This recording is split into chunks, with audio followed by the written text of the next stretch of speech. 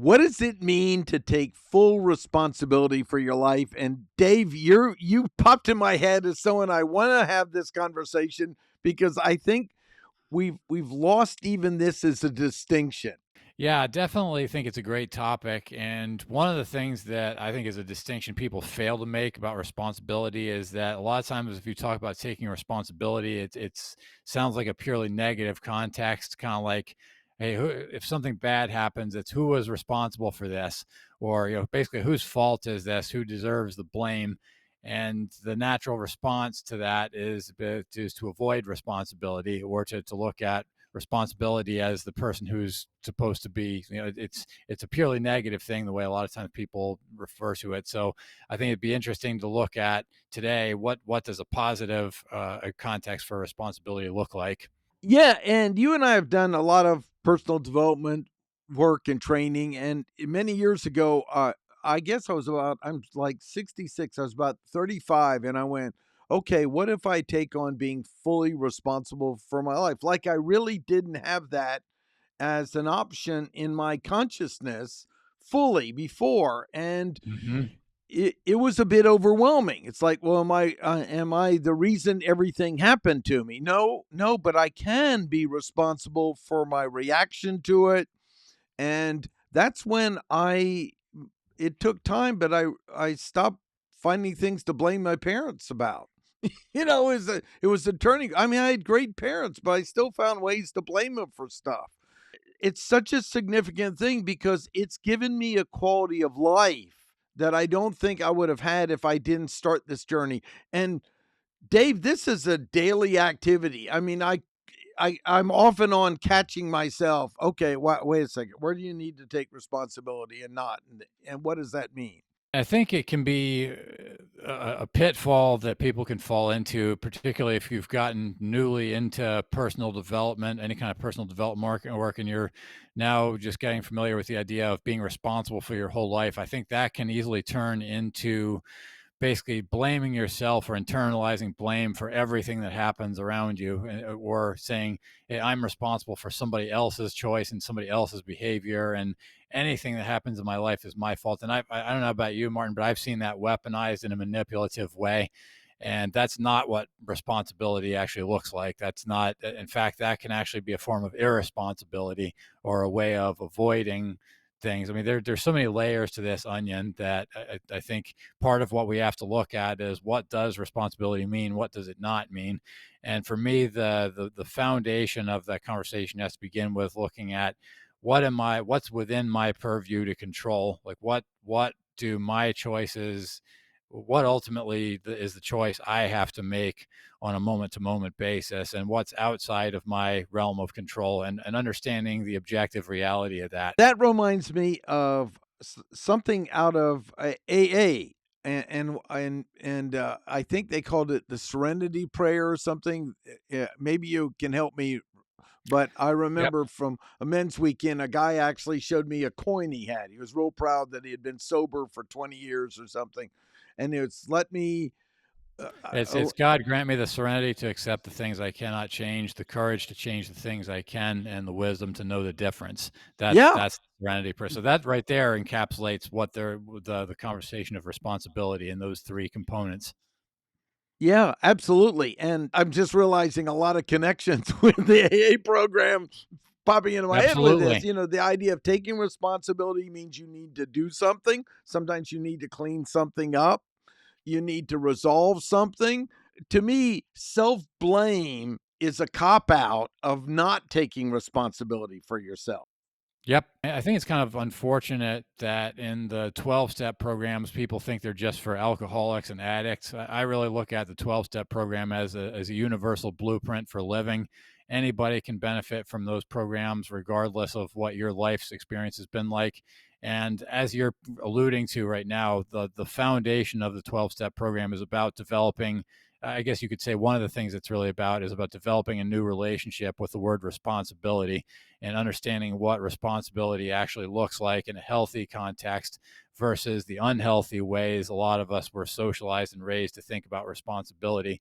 And there's really two ways you can fall off the balance beam. There's irresponsibility and there's over responsibility. There's not really that much difference between the two, except for on the surface. But you've got the the irresponsibility is the form that we're most familiar with, or that we hear the most about, is people trying to shirk the responsibility for something. Maybe that's not paying a bill or not satisfying their debt, not doing what you say you're going to do. But over responsibility is a really interesting and nuanced one that shows up. You can see that in the Al-Anon program, which is the sister program to AA for the family members of alcoholics. And one of the things that comes up a lot is the question of, at what point am I being over responsible if I'm, for instance, doing something for somebody that they're capable of managing on their own? And by the way, that's actually a harmful thing to do most of the time, because you're letting somebody off the hook and you're actually standing in the way of their growth and development. Where the right thing to do, which is usually the uncomfortable thing to do, is allow people to come face to face with the consequences of their own choices and to feel the pain of themselves of their own choices. And I think a lot of times what you figure out is that if you're being over responsible, it's actually not driven by service or a desire to help the other person. It's more often than not a desire to feel good about yourself, or to be able to give yourself a pat on the back and say, look what a hero or a savior I am being. It's that savior complex. And there's obviously that is potentially an oversimplification. There's a lot that comes into it, especially if there's children involved, if there's people, when there's whole families involved and multiple different parties. There's so many different layers that can get into this. But the problem, I think, where a lot of people make this unconscious bargain in their own heads, where they think if they're being over responsible in one area, it makes up for being irresponsible in another area. But it doesn't. It actually compounds the problem and doubles it. So that's one of the things that is kind of a new concept for a lot of people. But when you look at what does it really mean to be responsible, it just begins with that, what's inside my sphere of power, which is usually pretty small for most people most of the time. I'm thinking of a great post I saw on LinkedIn of a father, and he stepped over these strings or ropes going to the beach. It was like a walkway, and his little son came to it and couldn't quite step over it, and was negotiating the wires or strings, and then called out to him. Dad turned around and looked at him, and he said, "Come on." And he was crying and stuff and trying to work it out, and Dad just let him work it out. And it looked like I could really feel the desire of me to want to help the little boy. you know and then what happened is, in the end, the boy figured out how to get around the wires and move forward. And Tom Golden says that when we don't have those moments, we don't develop compassion. Now, I'm not an expert on that, but he is on men in grief and issues like that. And I think that's related to what you're talking about, is let people learn and experience the suffering they need to have to be able to grow, to learn, to better themselves, to be independent. And I can see, as a parent, this could be a tough line to choose. No, I think it's a really interesting point you raise about the struggle, the relationship between struggling and compassion, because I could see, if I've never had to struggle, if I've always had somebody handle my difficult problems for me, then I'm not going to have compassion for people that are struggling, because I've never been in their shoes. I don't know what it's like. And I'm more likely to have the attitude of, why don't you just have it be easy, like it's always been for me? The metaphors I remember a lot of times when I think about the struggle and going through the pain of learning is the moth or a butterfly in a cocoon, and how when it's in the pupa stage, it actually has to push against the walls of the cocoon. And it's a struggle, it's a painful process, but that's actually how it develops the strength for its wings to be able to fly. And so it might actually feel like the merciful thing to do to cut open the cocoon and spare it from the struggle. And in doing so, you'll actually ground it for the rest of its life. And I think that's a pretty poignant metaphor that applies to a lot of aspects of the human existence as well, is that the struggle is not fun to go through, but it's a necessary thing for us to go through to learn to be able to develop the resilience and the strength to go at the rest of life the way we were designed to. Yeah, another point that I remember Tom mentioned is when the son wants to have his dessert before he finishes his vegetables, and the father holds still and doesn't let him get it. The young man has to see from another perspective to be able to get what he wants. And this is the origin of compassion. And without that struggle, it's possible compassion may not be developed. And we certainly see an abundance of human beings without compassion that as well in our society today. Yeah, and this is one place where people like you and me kind of start stepping out on a limb a little bit, then since we don't have any kids. But I've definitely noticed a shift in parenting styles that I can relate to as the adult child when I think about what ways I was parented and versus what ways I see kids being parented now. And it seems like there's been this trend. The pendulum kind of swings both ways, but I see there being a trend of of saying, well, parents should honor what their kids want. And I'm thinking, well, what if the kid just wants to eat cake and ice cream 3 meals a day? Like, no, you don't honor those. Well, like sometimes kids want things that are just not a good idea. And to your point, I think that's where the need to learn delayed gratification and learn how to sit in the discomfort of not having what you want is just, that's a necessary part of upbringing. I think it's really critical, especially during the formative years, because I think one of the most cruel things a parent can do for a child is train them to expect to have everything they want in life, because that's just setting them up for a lifetime of disappointment. And they're just, it's kind of like, I don't know if you've ever heard about the marshmallow experiment, where they basically said they had some kids where they said, okay, you have a choice, you can have one marshmallow now or two marshmallows later.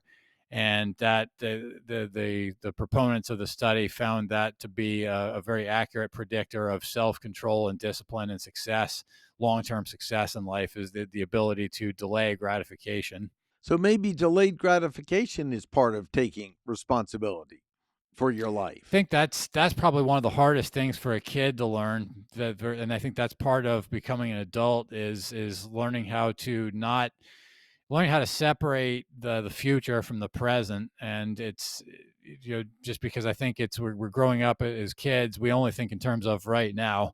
The only time to have something is right now. I either have it right now or I don't have it. That's the binary that I think is the default, that we are born into the world with that way of thinking. And at some point we have to learn to recognize that there is future value of something, and to the ability to envision the possibility of having something in the future begins to have value in the present, such that it's now worth sacrificing something else in the present. But that's a skill, I think, unfortunately, a lot of people, like, it's we don't learn that unless we have parents who teach us that. And the world doesn't necessarily provide us with an automatic mechanism to learn that. And I think that's one of the defining elements that separates being a human from being an animal, is the ability to insert that conscious choice into things rather than simply reacting to whatever is happening right in the moment.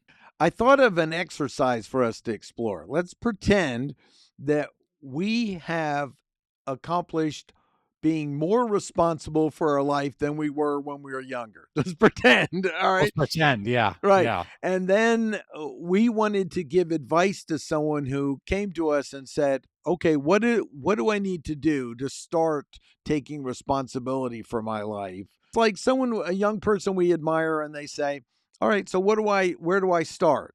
Yeah, so there's I guess a couple different ways I could approach this. I'll just kind of go off my gut, and I say that, let's say the starting point for me is, well, what do you want that you currently don't have?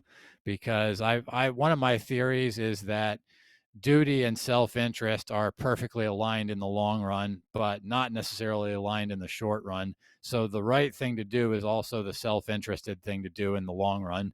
So probably the easiest place to start is, what do you want that you don't currently have? And the reality is, you probably can't have it right now, but you probably can have it eventually, depending on what it is. It's hey, I want a new video game. I want a piece of candy. I want whatever it is. And then you can kind of peel back the layers and say, okay, well, what do you think that thing would give you if you had it?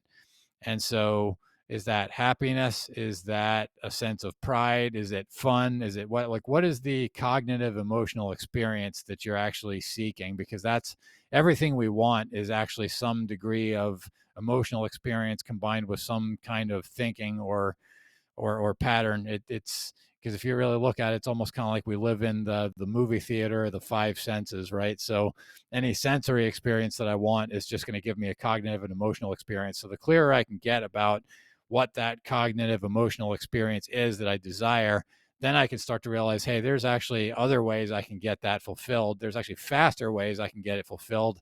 And ironically, that's the path to instant gratification, or at least maybe very short term gratification, is that, okay, I think I want a video game because that's going to make me happy. Well, I can't have the video game right now, but there's 100 other things I can have right now that I would be happy about. And I can also practice gratitude and look at all the things that I already do have that I can simply be more conscious of. And that can bring me happiness now, even in the meantime, while I don't have my video game. So that would be my starting point, is to what do you want to feel like? What do you want to be thinking and feeling? What's the experience you're seeking? And how can we play the game of identifying as many possible ways that you could have that experience now with what your current situation is like today? Wow, what an interesting starting point. That's great because I have a little different one. And I think both are excellent. One of mine would be to first start noticing if you don't have what you want, who are you blaming for it? As a beginning place. Yeah. The beginning that as another angle. Like make a list of the things you're blaming for not having what you want, or because life isn't turning out the way you somehow imagined it to be, who are you blaming for it?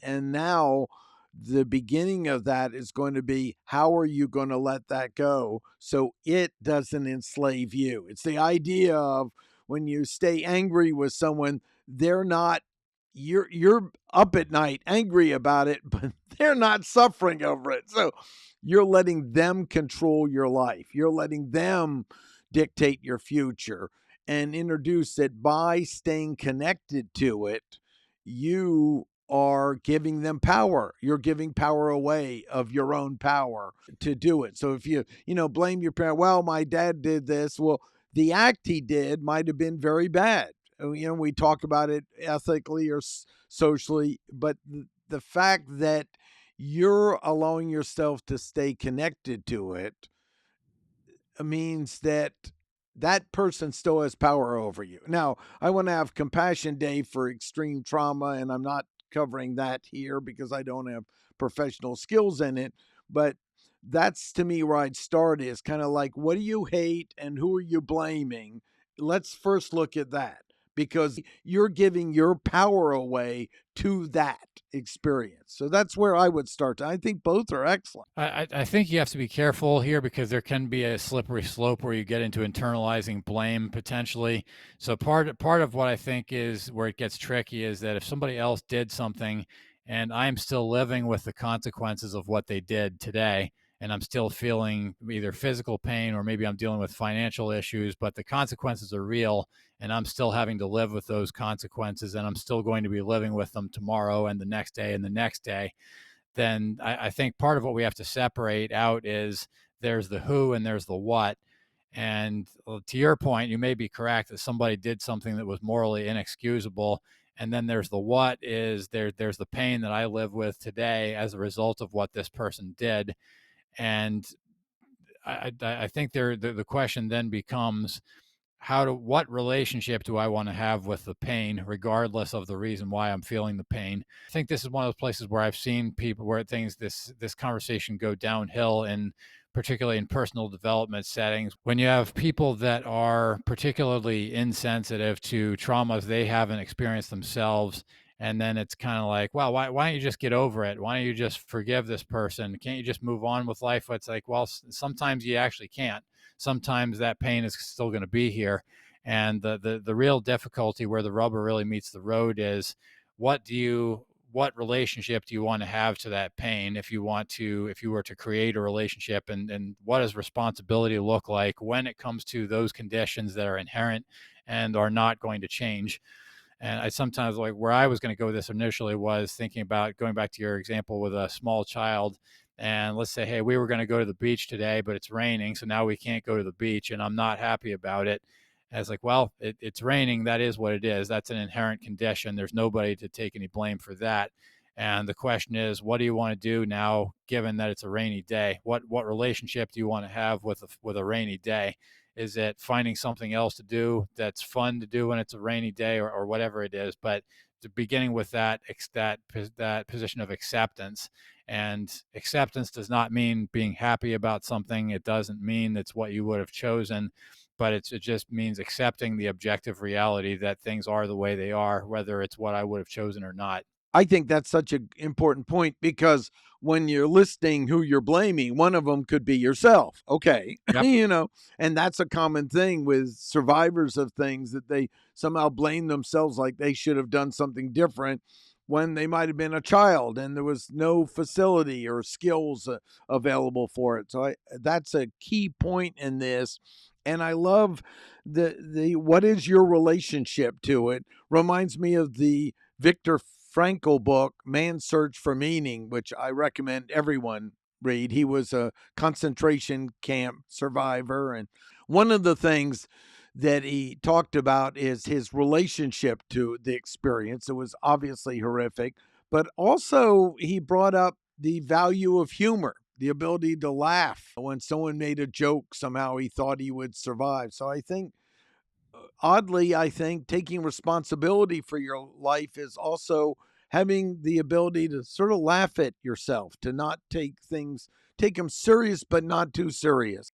Man's Search for Meaning, I think, should be required reading in school, because I think that really gets to the heart of a lot of it. I mean, when we look at the context of that story, he's talking about spending 3 years in a Nazi concentration camp, and it's the perfect case study for what he ended up taking. He took, just incredible pain and turned that into something meaningful, and I think that was really what it was his gift to the world, was that if he could do that with being in a Nazi concentration camp, and later learning out that his wife had been killed by the Nazis, then what excuse do I have to not do the same thing with whatever I'm dealing with in my life? I don't know about you, but I've never dealt with anything that's like spending 3 years in a Nazi concentration camp. So if he can do it, I don't have any excuse not to. Remember when I was taking away from reading that book.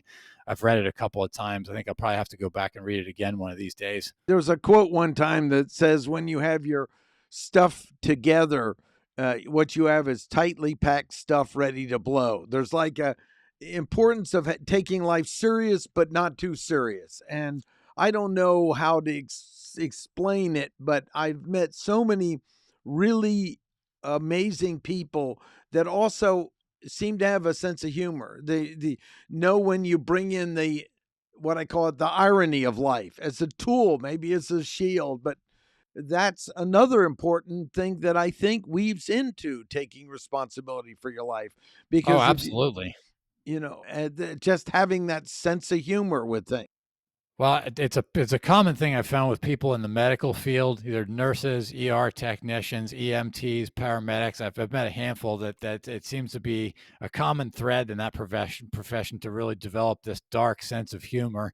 And I actually think it is absolutely, like, it starts out as a coping strategy, but there comes a point when you're face to face with horrific things that you can't do anything about. But the only thing that we can change is the way we think about those conditions. And I think dark humor is actually potentially a really valuable psychological tool in the toolkit. And I've talked to some therapists who agree with me on that subject. So it's obviously, I think you have to be judicious in who you share that dark humor with, but there is something there. There's definitely some gold to be mined from that.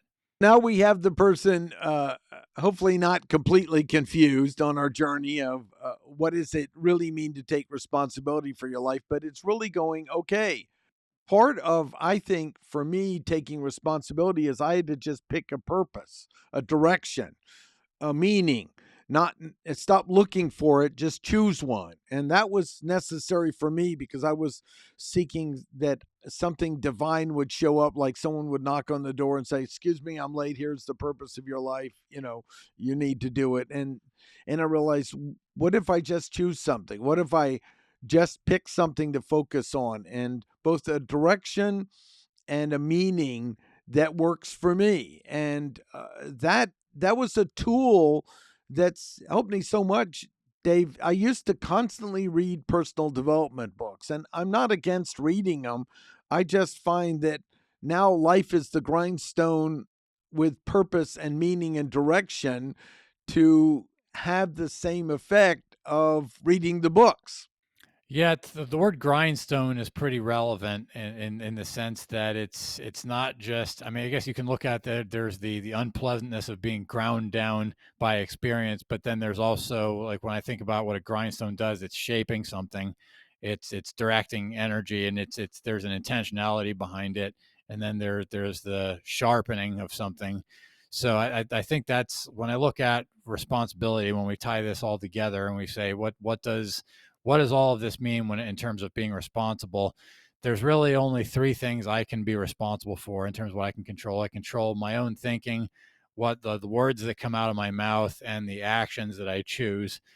And I think where I try to be, we have to really be careful with over applying this, and where you get into potential over responsibility is that you get into, like, when people in difficult or traumatic situations, there's not really any clear choice about how to handle it. There's a lot of ethical dilemmas, there's a lot of moral gray areas, and especially when the emotions are high and when the survival instinct feels threatened, there it is very easy to feel like you don't have a choice, or to not be able to think clearly about your choices.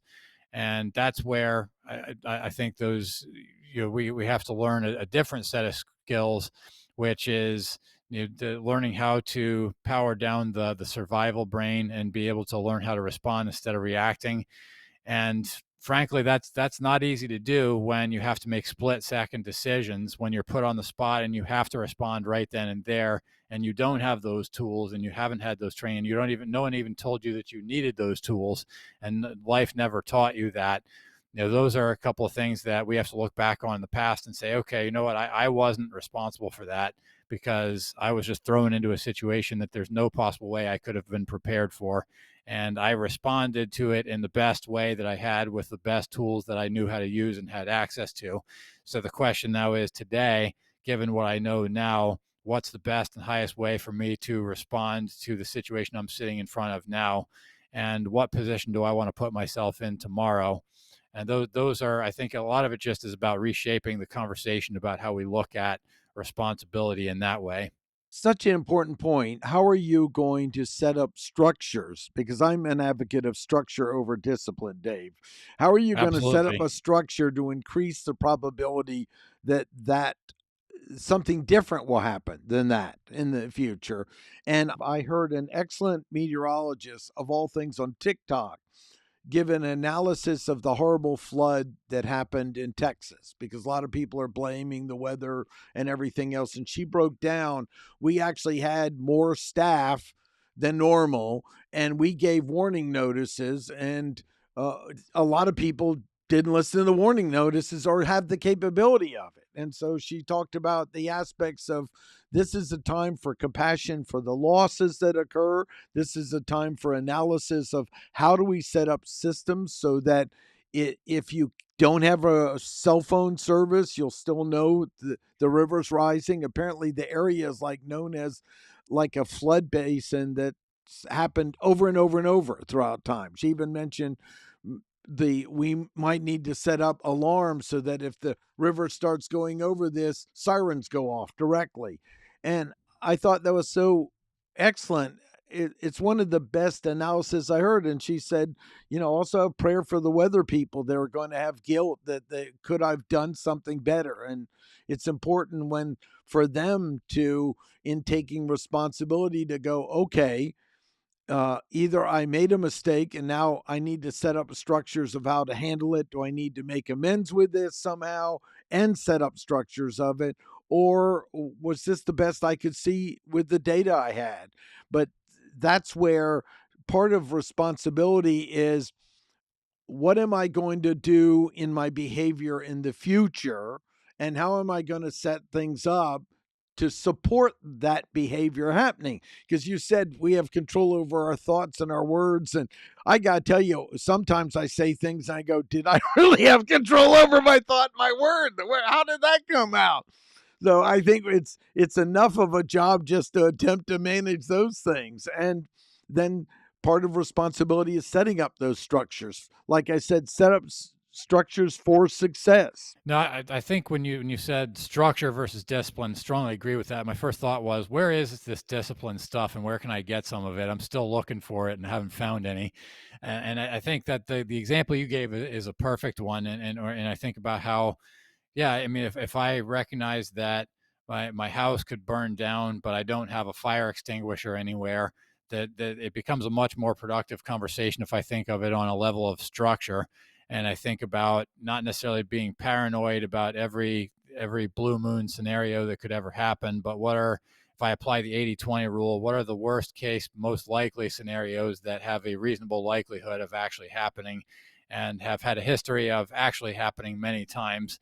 And I think this is one of the things where you get into in the 12-step programs, the concept of insanity comes up when we look at the way humans behave in terms of trying to be disciplined. It's very irrational. Like, we love to tell ourselves all kinds of stories about all the stuff that we're going to be capable of, even though if our past history shows zero evidence that we've ever been capable of it before.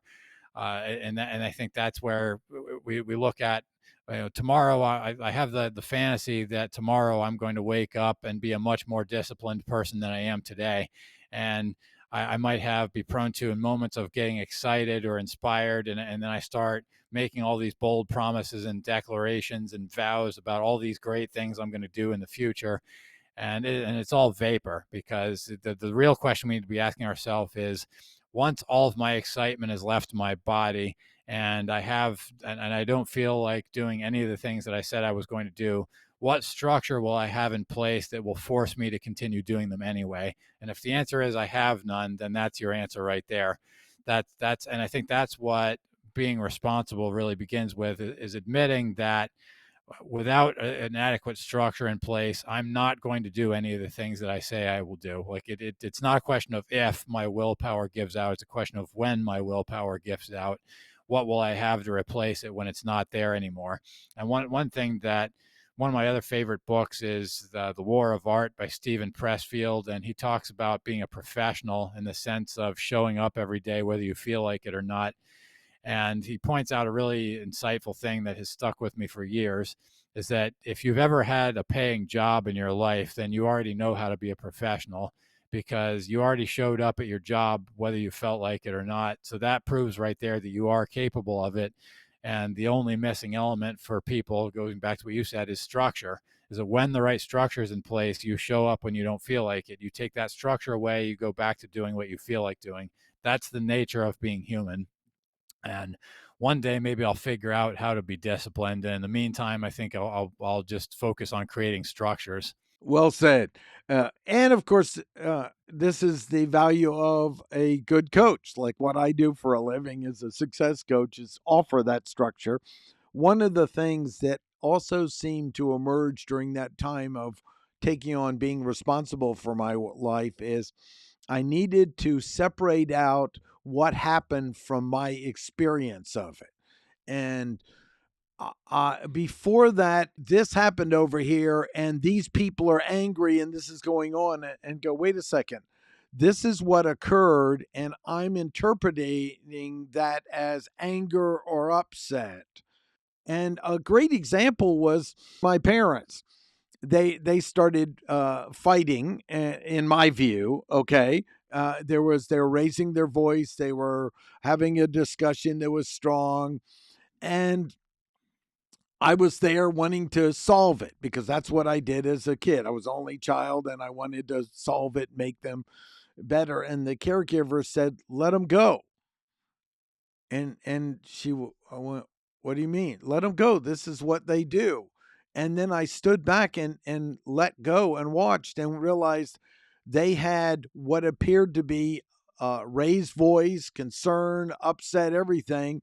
And then a little time passed, and they were like nothing ever happened. I went, "How did I miss this my entire life? Because I had that collapsed. It means this, and I must do this." Instead of what's going on, and then the interpretation, which to me also relates to what journalism, if it ever exists again, would be, is communicating the best you can objectively what occurred, and then the next level is the interpretation. So starting to separate that out, to me, I would say, was a core component of taking responsibility for my life. And I think most people don't realize just how difficult it actually is to speak objectively about anything, because we have so many layers of the story we made up about any given situation woven into things that even if we think we're being objective, we're probably not. And I think one of the things that came to mind now, when you were talking about your example, was there was an arrangement with a client about probably 10 plus years ago that went downhill pretty quickly, and it ended with them not paying a large invoice, and it was money that I really needed at the time. It was not a good situation.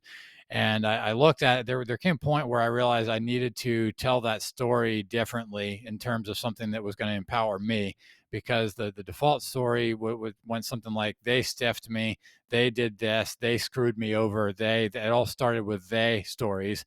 And I had to come to grips with the fact at some point that what they did is what they did. I don't control what somebody else does. I don't control other people's actions. I never will have any control over that. Now, what I was able to take responsibility was looking at how many red flags did I ignore along the path to that blow up. And there were a good number. There were opportunities I had to nip things in the bud and exit stage left a lot earlier. And I chose to ignore those warning signs and hope that they would just be nice and do the right thing. But their past history of behavior gave no indication that that was ever going to happen. But I wanted to tell myself a story in my own head that things would just work out my way. And that was what there was for me to be responsible for, was that I was, by focusing on somebody else and wanting somebody else to change their behavior and not focusing on the factors that I did have control over, I was actually abdicating what power I did have and entertaining a fantasy about having power that I didn't have. And all of it came down to that one word. It was they instead of I. And I think if we could all just get in the habit of making I statements like that I think is one foundational component to taking responsibility, is the practice of making I statements when telling the story of what happened, because it doesn't necessarily mean that we have the blame for things, but it does give us the opportunity to look at where can we take the power back where we perhaps didn't have it before, or seemed not to have it before. Yeah, in fact, my men's inquiry that you knew I had for many years, that was the core. You had to speak in terms of I. You couldn't say they or men or general. You had to experience I, and I opens up a kind of an internal insight into the mechanism of what's occurs. That's why I believe many times the understanding the why you do it is not as important as the structure of how you did it. Like you said, I here was a red flag and I walked right past it. Okay, that's a structure. Understanding that as utility for your future. Now I if I need to imagine future pace into the future.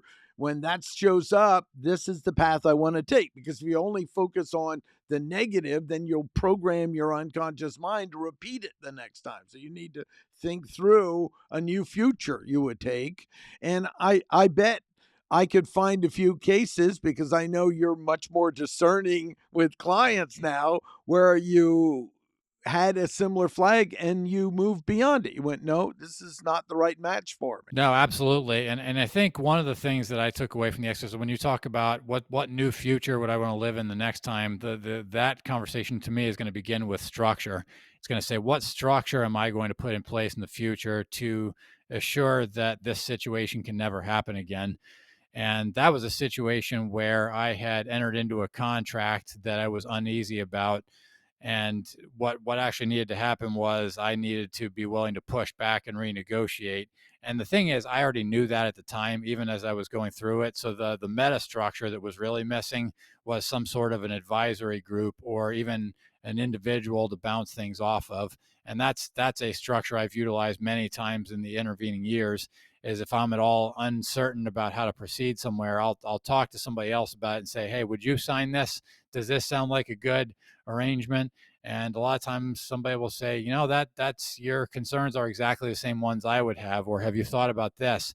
And I'll tell you that alone, that decision to delay making a decision and talk to one person before I make a decision, that simple structure, I can't count how many bad decisions I've been spared from making by doing that one simple thing. And there's many more layers to add, of course, but I think that's one thing that we have to learn about emotional regulation is that there's our ability to control how we feel in the moment is next to nil. Once the right conditions are already in place. If I wait until the house is already on fire and then start thinking about where to go get a fire extinguisher, it's too late. If I think about structure proactively, then I'm going to start thinking about what are the scenarios I need to safeguard against. So I think that kind of needs to be the mentality there. This reminds me of another component that was useful out of this commitment of taking full responsibility for my life, because I have behavioral qualities they refer to as ADD, and I was diagnosed as something called dyslexic. And one thing that was important for me to develop is what I call a compassionate observer of myself.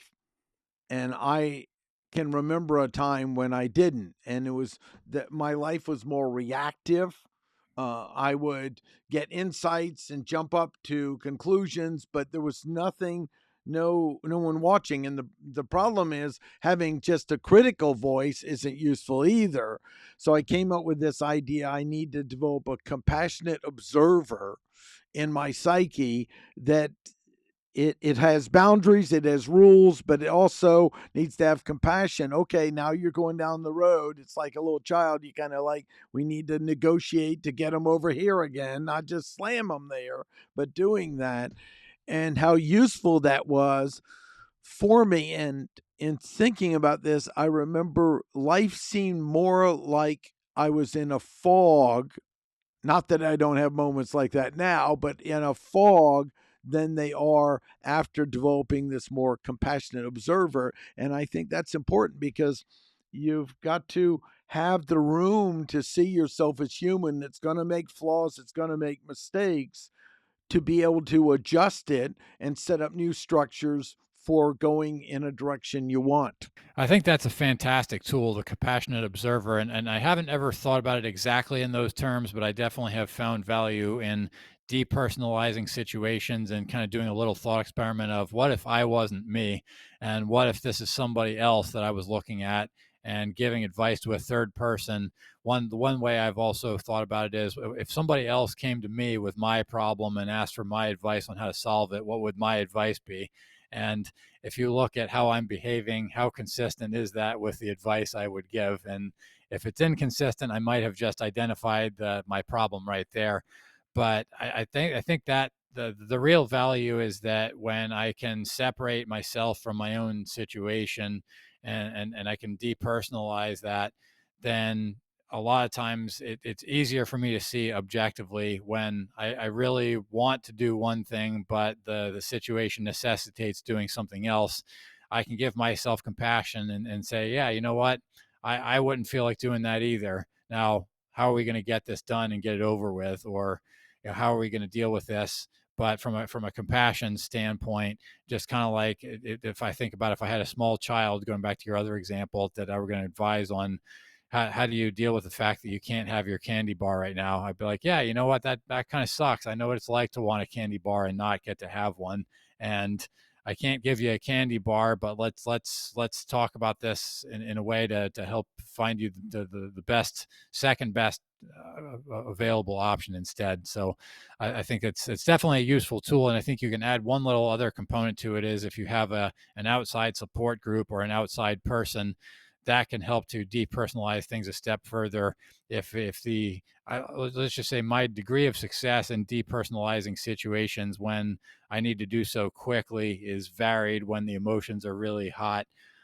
So sometimes I find that the need to make one of those lifeline phone calls, which thankfully is not often, is still a useful resource to have in my back pocket. And just knowing that it's there is helpful to remember. Yeah, this also reminds me of a time when I would use the concept of dyslexia as an excuse. And I think taking responsibility for your life is not doing that. For example, my psyche for most of my life is if I said consider it done, Dave, my psyche would consider it done and then not do it.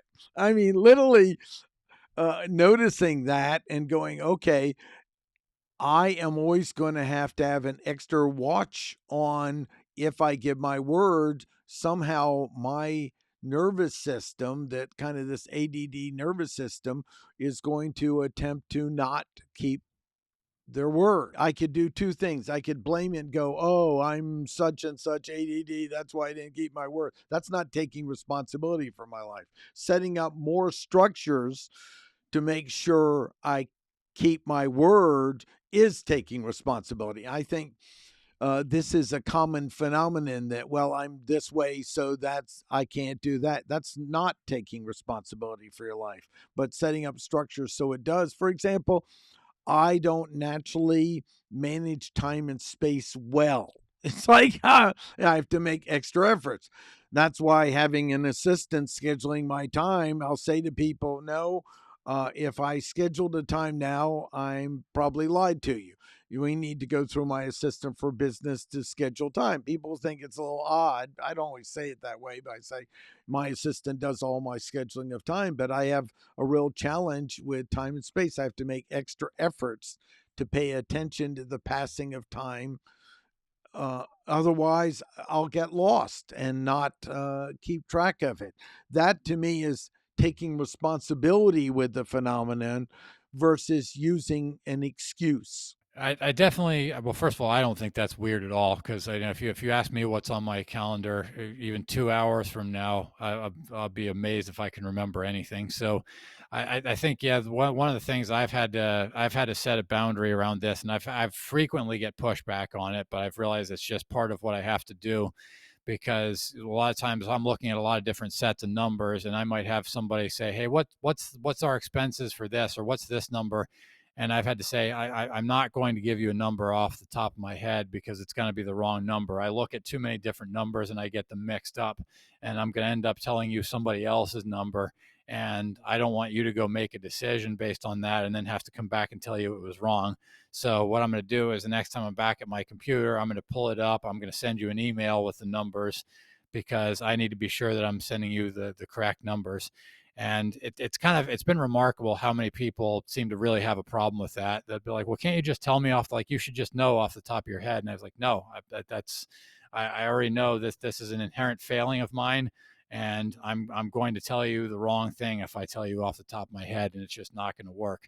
I think a lot of it comes back to a lot of also what you hear in the AA program, because it's one time somebody might say, well, I can't help drinking uncontrollably. I'm an alcoholic.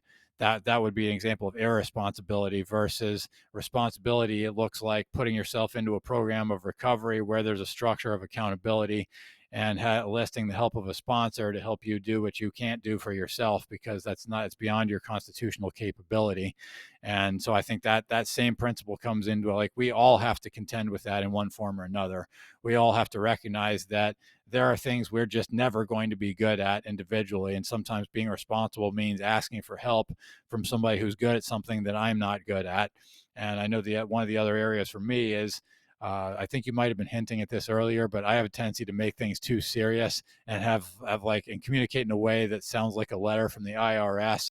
And so sometimes I have to have somebody else look at this and be like, can you make this sound flowery and nice? Because I don't do flowery and nice.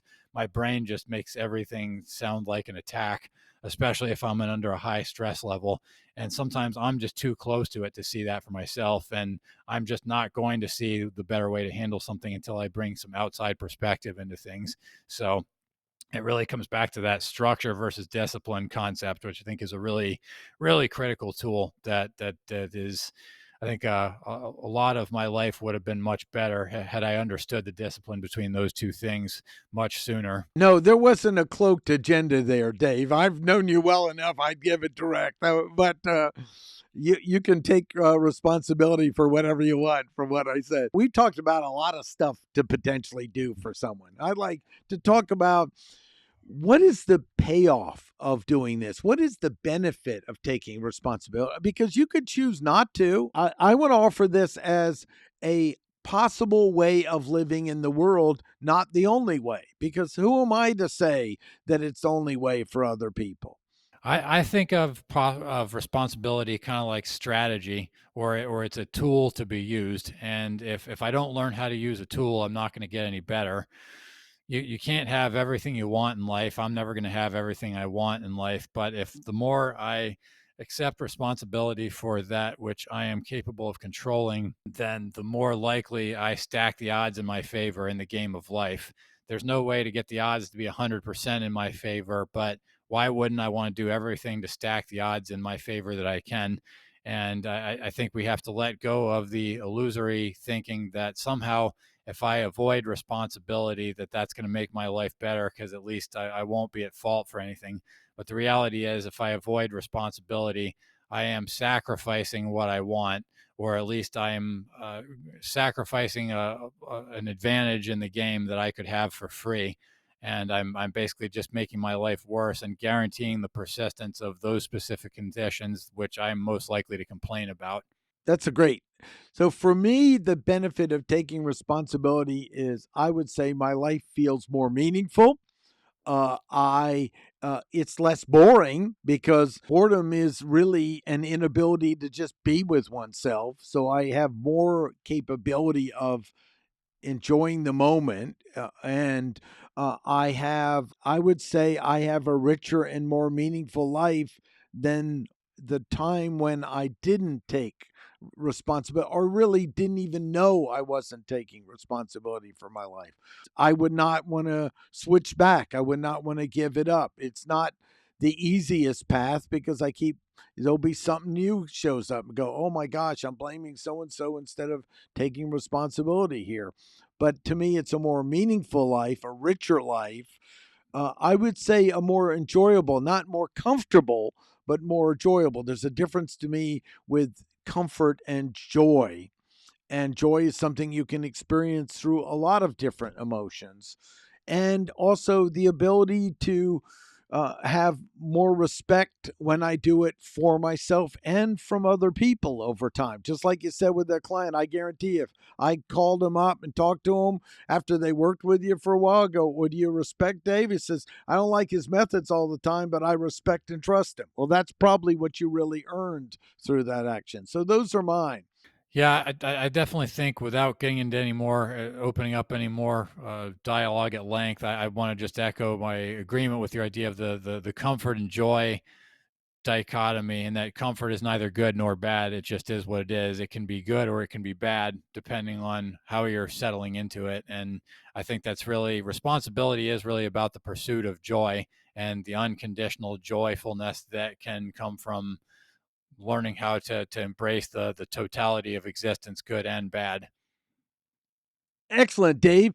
Dave, would you wrap up by just tell people what you do for a living, too? Yes, absolutely. So I'm a consultant. I call myself a fractional business manager, and I love working with growing businesses that are trying to navigate the uncertainties and growing pains that come with scaling a business, and putting the systems and structures in place that help you grow your business when you realize that the limits of human discipline also apply to you as a business owner. I myself, I have a passion I call myself a success coach and trainer. I have a passion for helping people be more effective and have more meaningful lives, either by learning to use technology like AI, or a small business being more successful, or a professional. I've worked with a surgeon once that wanted to interact more with the patients because now they were counting that. But he was still very competent. So that inner and outer game of a human being having a more successful and meaningful life is what I feel I have a real gift for. And that's what I do for a living. We'll put links below on both. But Dave, this is exactly when I thought I want to have this conversation on what does it mean to take real responsibility for your life. I go, what friend do I know that I know would think on and chew on this even before the meeting and have a conversation that I'd enjoy listening to. And I ask if people enjoyed it, make sure to subscribe and the bell. This is part of the Martin Brossman Show. And thanks for taking the time to join me in this exploration, Dave. Absolutely. And thanks for having me, Martin. It's always a pleasure. Excellent.